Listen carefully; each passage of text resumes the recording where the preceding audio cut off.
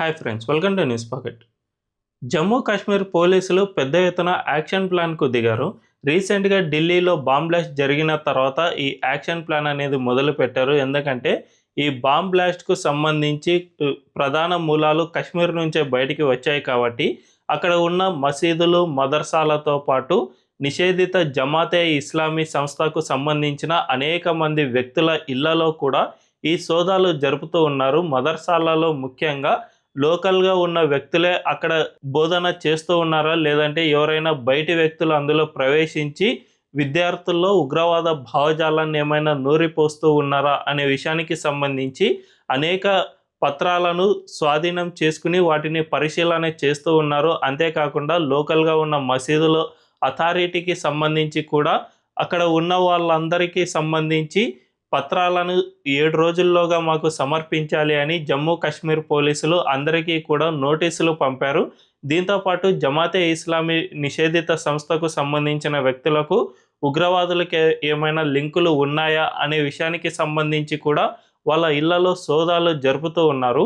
ఇవన్నీ చూసుకుంటే ఖచ్చితంగా జమ్మూ కాశ్మీర్ పోలీసులు పెద్ద ఎత్తున యాక్షన్ ప్లాన్లోకి దిగారనే చెప్పుకోవచ్చు. ఇదే కాదు, యూపీలో కూడా ఇదే విధంగా మదర్సాలకు సంబంధించి అనేక పరిశీలనలు చేస్తూ ఉన్నారు. అయితే మన దేశంలో మదర్సాలు ఎందుకు ఈ విధంగా వివాదాలకు కేంద్ర బిందువుగా మారుతూ ఉన్నాయి? దేశంలో ఎక్కడైనా ఉగ్రవాద ఘటన జరిగితే దానికి మదర్సాలకు లింకులు ఏ విధంగా ఏర్పడుతూ ఉన్నాయి? దీనివల్ల వచ్చే ప్రమాదం ఏంటి? దీనిపై ప్రభుత్వాలు తీసుకోవాల్సిన యాక్షన్ ప్లాన్ ఏమిటి అనే విషయాలన్నిటినీ ఈ వీడియోలో తెలుసుకుందాం. అంతకంటే ముందు ఈ వీడియోను లాస్ట్ వరకు చూడండి. ఇందులోని కంటెంట్ కనుక మీకు నచ్చినట్లయితే ఖచ్చితంగా మా ఛానల్ను సబ్స్క్రైబ్ చేసుకుని బెల్ ఐకాన్ను క్లిక్ చేయడం అస్సలు మర్చిపోవద్దు. ఇక డీటెయిల్స్లోకి వెళ్తే, మన దేశంలో మదర్సాలు అనేక వివాదాలకు కేంద్ర బిందువుగా మారుతూ ఉన్నాయి. ముఖ్యంగా ఎక్కడ ఉగ్రవాద దాడి జరిగినా కూడా దానికి లింకప్ అయి ఉన్న మదర్సాలన్నిటిపైన కూడా భద్రతా సంస్థలు లేదంటే పోలీసులు క్షుణ్ణంగా పరిశీలన చేయాల్సిన పరిస్థితి ఏర్పడుతుంది. ఒక్క జమ్మూ కాశ్మీర్లోనే కాదు, యూపీలో కూడా యాంటీ టెర్రరిజం స్క్వాడ్ రీసెంట్గా కొన్ని కీలక ఆదేశాలు జారీ చేసింది. మదర్సాలకు సంబంధించిన అన్ని డీటెయిల్స్ను మాకు వారంలోగా సమర్పించాలి అని ఏటీఎస్ గతంలోనే ఆదేశాలు జారీ చేసింది. ఇదే విధంగా ఇప్పుడు జమ్మూ కాశ్మీర్లోనూ అన్ని మసీదులు, మదర్సాలకు కూడా ఇలాంటి ఆదేశాలనే జారీ చేయాల్సిన పరిస్థితి ఏర్పడుతోంది. 7 రోజుల్లోగా అన్ని మసీదులు కూడా నివేదికలు సమర్పించాలి అని పోలీసులు లోకల్ అథారిటీని కోరారు. సో అన్ని మసీదులు అండ్ మదర్సాలు దీనికి సంబంధించిన నివేదికలు సిద్ధం చేసుకుంటూ ఉన్నాయి. సో వీటన్నిటినీ చూసుకుంటే మన దేశంలో మదర్సాలు అనేవి అనేక ఉగ్రవాద దాడులకు కేంద్ర బిందుగా మారుతున్న పరిస్థితి నెలకొంది అని స్పష్టంగా అర్థమవుతుంది. ముఖ్యంగా 26/11 ముంబై ఉగ్రవాద దాడి తర్వాత కూడా ఇదే విషయాన్ని గుర్తించారు ఇంటెలిజెన్స్ అధికారులు. మన దేశంలో మదర్సాల కేంద్రంగా యువత లేదంటే విద్యార్థులు రాడికలైజ్ అవుతూ ఉన్నారు అనే విషయాన్ని కేంద్ర ప్రభుత్వానికి గతంలోనే హెచ్చరించారు. సో దీనంతటినీ చూసుకుంటే మన దేశంలో అర్బన్ ఉగ్రవాదం అనేది రోజు రోజుకి పెరిగిపోతుంది అని స్పష్టంగా అర్థమవుతుంది. రీసెంట్గానే దారుల్ ఉలూమ్ దేవ్బందీకి సంబంధించిన అధినేత అర్షద్ మదాని కొన్ని కీలకమైన వ్యాఖ్యలు చేశారు. మన దేశంలో మైనారిటీలకు స్వేచ్ఛ లేదు అనే విధంగా ఆయన మాట్లాడుకొచ్చారు. అంతేకాకుండా మహ్మద్ మదాని అయితే మరో అడుగు ముందుకు వేసి, మేము జిహాద్ చేసి తీరుతాం, ఎవరు అడ్డుకుంటారో అడ్డుకోండి, మేము మాత్రం దీన్ని ఆపబోము, మాపై వివక్ష కొనసాగుతుంది కాబట్టి మా మత గ్రంథాల్లోనే ఈ జిహాద్ అనేది రాసి ఉంది కాబట్టి మేము ఖచ్చితంగా దీన్ని చేసి తీరుతాం అని ఆయన చెప్పేశారు. వీళ్ళిద్దరి చేతుల్లో పెద్ద ఎత్తున మన దేశంలో విద్యాలయాలు ఉన్నాయి అన్న విషయాన్ని మాత్రం మనం మర్చిపోవద్దు. దారుల్ ఉలూమ్ దేవ్బందీకి సంబంధించి దేశవ్యాప్తంగా అనేక విద్యాలయాలు ఉన్నాయి. ఆ విద్యాలయాల్లో కొన్ని వేల మంది విద్యార్థులు చదువుకుంటూ ఉన్నారు కాబట్టి ఆ సంస్థకు సంబంధించిన అధ్యక్షులే ఇలాంటి వ్యాఖ్యలు చేస్తూ ఉంటే ఇక స్కూళ్ళలో పరిస్థితి ఏ విధంగా ఉంటుందో అర్థం చేసుకోవచ్చు. ముఖ్యంగా విద్యార్థులందరినీ కూడా రాడికలైజ్ చేయడానికి వీళ్ళు ప్రయత్నాలు చేస్తున్నారా అనే అనుమానాలు వ్యక్తమవుతూ ఉన్నాయి.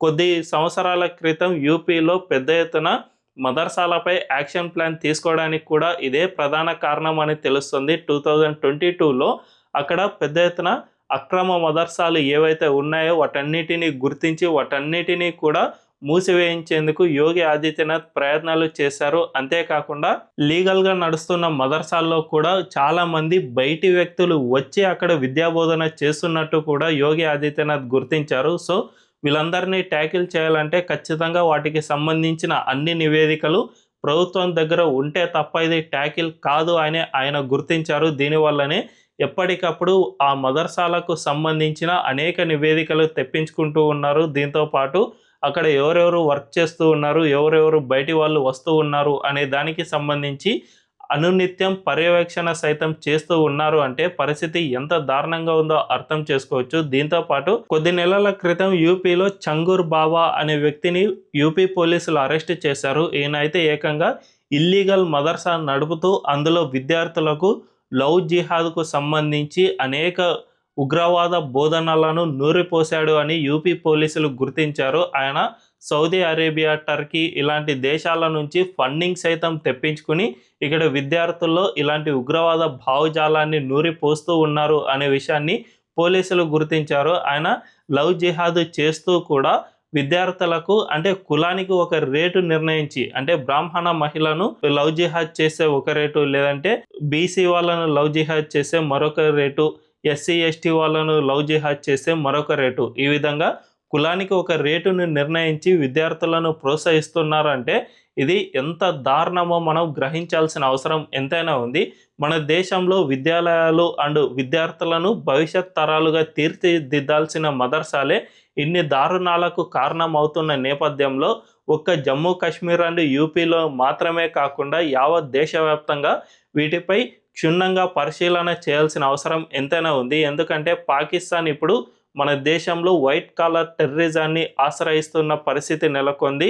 అంతేకాకుండా గతంలో అయితే జస్ట్ ఏదో చిన్న చిన్న మెకానిక్ పనులు లేదంటే ఇతరత్ర చిన్న చిన్న పనులు చేసుకునే వాళ్ళను స్లీపర్ సెల్గా వీళ్ళు ఉపయోగించుకునే వాళ్ళు, వీళ్ళ నుంచి కొద్ది మొత్తంలో ప్రమాదం ఉండేది. కానీ ఈ వైట్ కాలర్ టెర్రరిజం అనేది భారీ ప్రమాదాన్ని సృష్టిస్తుంది.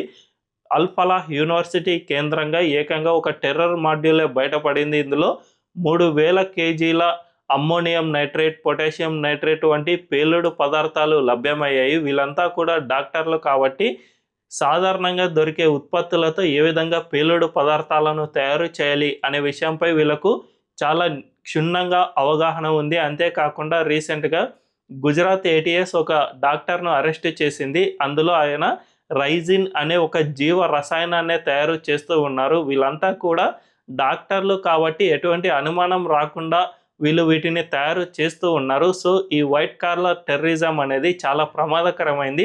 ఒక వ్యక్తిలో ఒక తుపాకీ ఉంది అంటే ఆయన మహా అంటే ఒక 50 మందిని చంపగలడు. కానీ ఈ రైజిన్ అనే పదార్థాన్ని కనుక ఉపయోగించి ఉంటే ఖచ్చితంగా కొన్ని వందల మందిని చంపేందుకు వీలుగా ఉండేది. అంత ప్రమాదకరమైంది ఈ వైట్ కాలర్ టెర్రరిజం. దీనికి ప్రధానంగా ఈ అర్బన్ ఉగ్రవాదులు అనే పిలువబడే ఈ మదర్సాలు, లేదంటే మసీదులు, లేదంటే కొంతమంది జమాతే ఇస్లామీకి సంబంధించిన వ్యక్తులు లాంటి వాళ్ళు ఈ మదర్సాల కేంద్రంగా వాటిని సద్వినియోగం చేసుకోవాల్సింది పోయి అందులోని విద్యార్థులకు ఉగ్రవాద భావజాలాన్ని నూరిపోస్తున్న సందర్భాలు అనేకం గతంలో బయటపడ్డాయి. కాబట్టి ఇప్పటి నుంచైనా అన్ని రాష్ట్రాలు దీనిపై పూర్తి యాక్షన్ ప్లాన్ తీసుకోవాలి.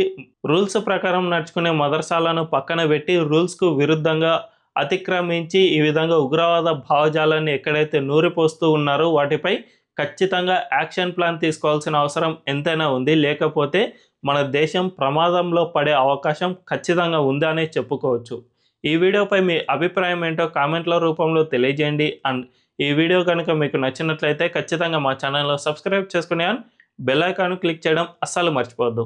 Thank you.